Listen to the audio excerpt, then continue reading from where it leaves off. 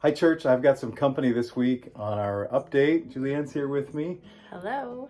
and we wanted to just share a little bit of some good ministry that happened this past week. I think there were some really good things that took place. So our life group got together with another life group, and we went and we served this week in a pretty intentional way. What did we do?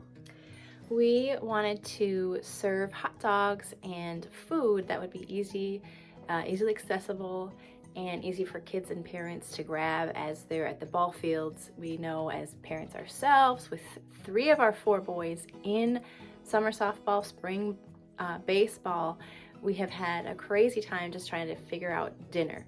And with our rhythm of life groups having some time to do some mission and outreach, we've been trying to brainstorm. And so from a lot of thinking and processing together, one of the ideas was to serve dinner at the ball fields. And so we went ahead and did that. We also invited another life group to join us, and that was really neat to be able to do that together. So some of us could be serving, others of us could be connecting with families. And so that's what we did this week. And was it a good time? Oh, we all had a great time. Yeah. And I really think the families were really blessed as well. And you got to this spot, I know you told me after we got back home, that a couple of people walked up to you and asked the question that we would hope that people would ask, which is? So several parents came and asked, why would you serve free food? We just had a whole sign that said free food, and they're like, really, is it free? I don't have to pay a quarter, I don't have to pay $1. And so my answer was more of a sense that we just want to bless the community. And also, I did share that as a mom with all her children and busy activities, I know what it's like to not have dinner plans for the evening. To think, what am I going to do? How am I going to juggle all these kids in sports? And sports is a big part of Pillager and the community. And so this was a really fun way to bless. I think the gospel answer is, why would you spend this? Why would you give free food? Or why would you, in the past we've done, we've rented a whole big jump house. And people ask, why would you do this? Why would you just do this for people you don't even know? And I think a gospel answer is because God paid the ultimate sacrifice of his son, sending his son Jesus to die for my sins. And because he loves you so much, and I want to display just a little bit of that love to the world. And as we grow, I believe, in our life groups, in gospel intentionality and gospel fluency, we're just beginning to learn that and kind of scratch the surface in our life groups. We have so much more deeper to go, but those are the kind of answers that we can give then, instead of just the surfacey answers. Even the one that I gave was a little bit more surfacey. And I think that opens the door.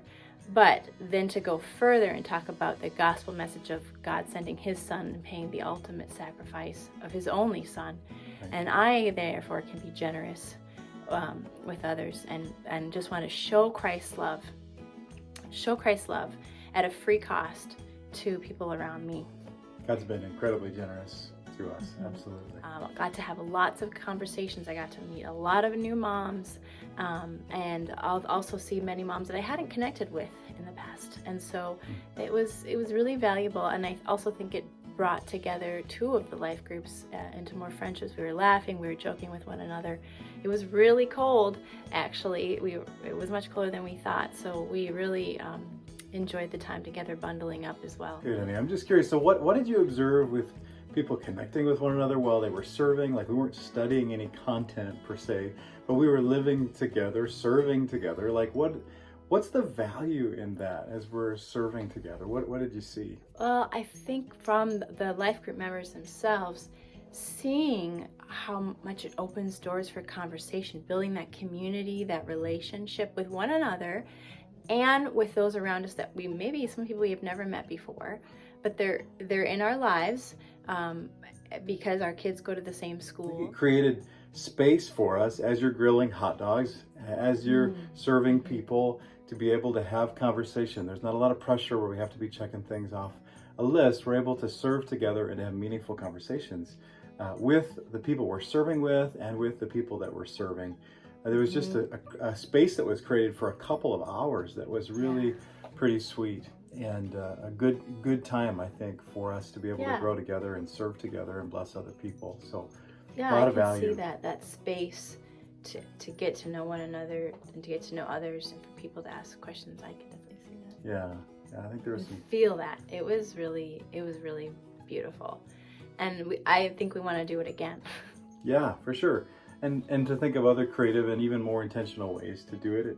It felt like a win. And we'll be talking a little bit more this weekend and then in August about ways that we're going to specifically be praying for our community, walking around our communities in which we live and be praying for them. We'd love for you to gather with us this weekend as we close out our series in the book of Acts. We started in September, and this will be part 32 to close out the series. 32 weeks. 32 weeks. Also Memorial Day weekend, and we want to celebrate and say thank you and give honor to those who have paid the ultimate price with their lives to protect our freedom.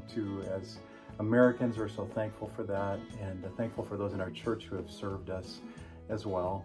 And we look forward to worshiping together this weekend. God bless you, and we will see you this Sunday. Take care.